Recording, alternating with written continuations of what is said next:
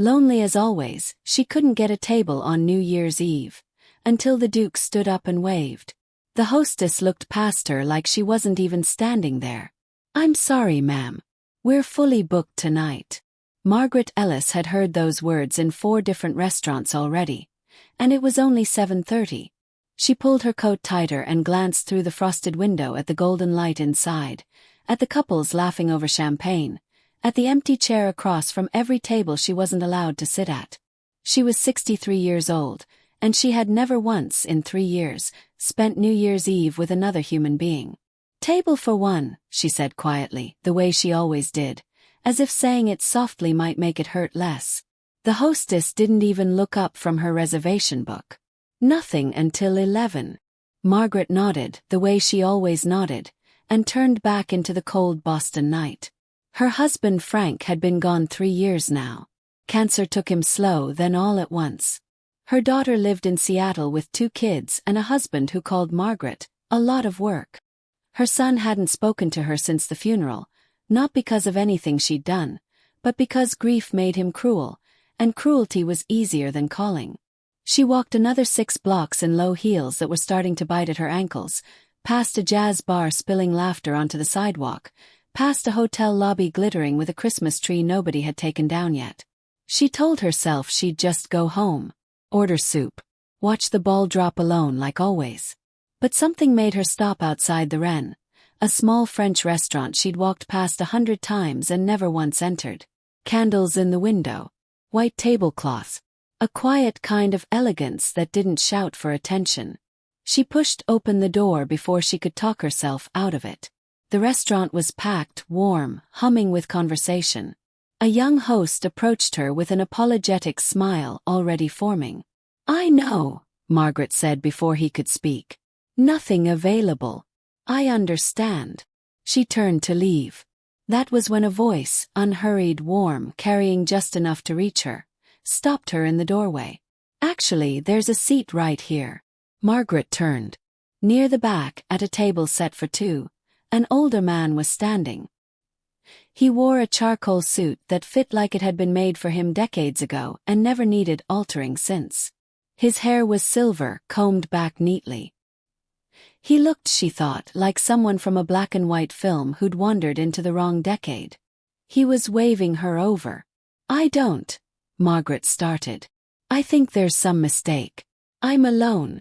"So am I," the man said simply. "Which means neither of us has to be. Unless you'd rather I sit by myself and you go back out into the cold." A few nearby diners had gone quiet, watching.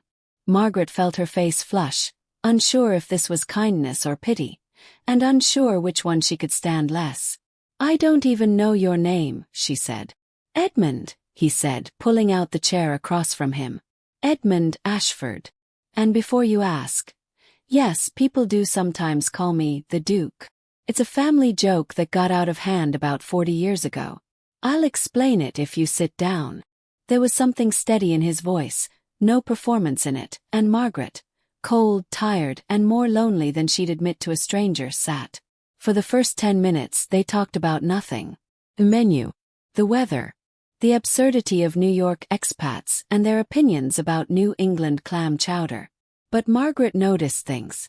The way Edmund's eyes lingered a beat too long on the empty chair beside him before she'd sat in it.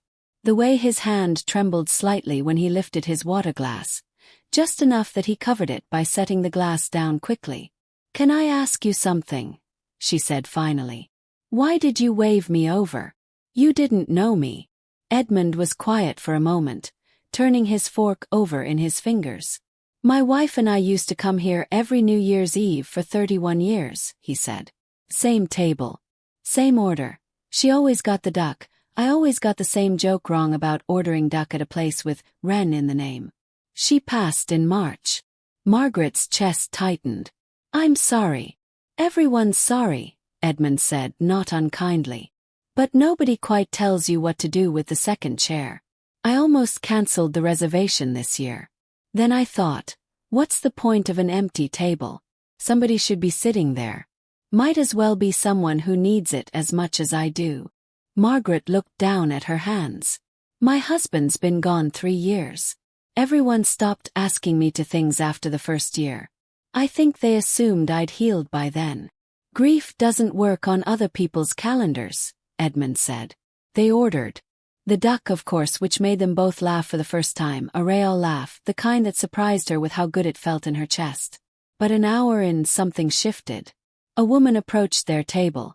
Elegant, maybe in her 50s, sharp-eyed. She looked at Margaret with an expression that wasn't quite hostile, but close to it. "Dad," she said. "I didn't know you were bringing someone tonight." Edmund's easy warmth stiffened slightly. "Claire. This is Margaret. I invited her to join me." Claire's gaze moved from her father to Margaret and back, calculating something. "Can I speak to you for a moment? Alone?" Margaret watched them step a few feet away near the bar, and though she tried not to listen, she caught fragments. Mother's memory. Too soon. People will talk. What if she's after something? When Edmund returned to the table, his jaw was tight in a way it hadn't been before. "I apologize for that," he said. "My daughter worries. Since her mother died, she's become very protective of me. Sometimes more than I need her to be.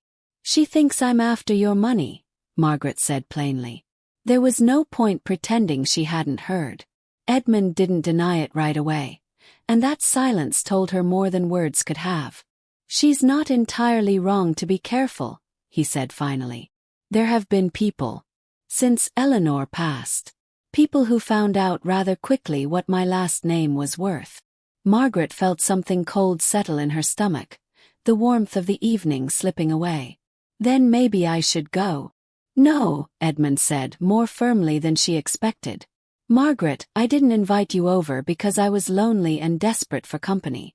I invited you because when you turned to walk out that door, you looked like a woman who'd stopped expecting anything good to happen to her. I recognized it. I've been wearing that same look for 10 months. You stayed. But something had cracked open in the evening, and neither of them could quite close it back up. Claire returned twice more before dessert, each time finding a small reason to interrupt. A call from her brother, a question about their father's medication, a comment about how tired he looked. Margaret began to understand this wasn't overprotectiveness. This was surveillance. At 1:45, Claire sat down at their table uninvited. "I looked you up," she said to Margaret, not bothering with pleasantries. "Margaret Ellis. Husband died 3 years ago. Left you the house but not much else from what I could find. No pension. Your son hasn't spoken to you in years." "Claire," Edmund said sharply. "I'm protecting you," Claire said, not looking away from Margaret. "Mom's only been gone 10 months. And here's a woman conveniently having dinner alone on the one night you'd be at your most vulnerable." Margaret set down her fork. Her hands were steady, though her heart wasn't. "You're right that I have very little," she said quietly.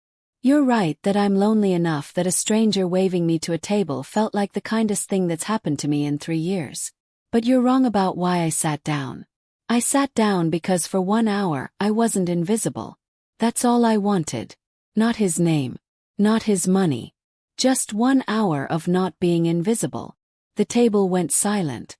Around them, the restaurant buzzed on, oblivious, counting down toward midnight in some other easier world.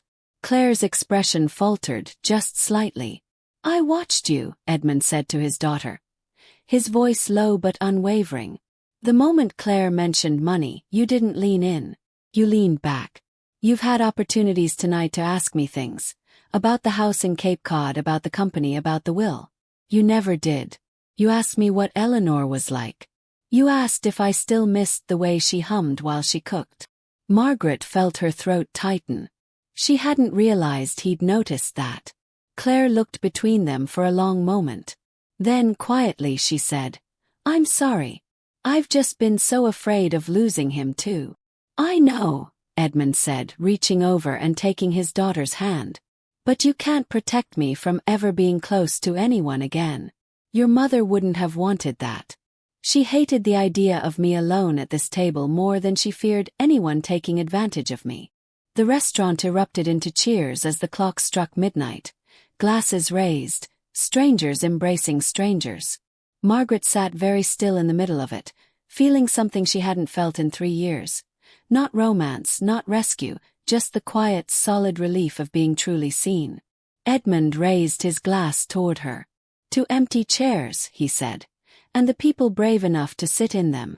Margaret raised hers, and for the first time since Frank died, she let herself smile without checking first whether anyone was watching. They didn't fall in love that night, not in the way stories like to promise. But they exchanged phone numbers. They agreed, almost shyly, to have coffee the following week. And Claire, before Margaret left, pulled her aside near the coat check. "I'm still going to be careful," Claire admitted. "But thank you. For tonight." He hasn't laughed like that since March. Margaret walked home that night without feeling the cold at all. The empty apartment waiting for her didn't feel quite as empty. Not because anything had been solved, not because loneliness had vanished in one dinner, but because for 1 hour, on the loneliest night of the year, someone had looked across a crowded room and decided she was worth waving over. Engagement question. If you were Claire, would you have trusted a stranger sitting with your father so soon, or protected him the same way? Share your thoughts in the comments, and if this story moved you, give it a like and pass it along to someone who might need the reminder that it's never too late to be seen.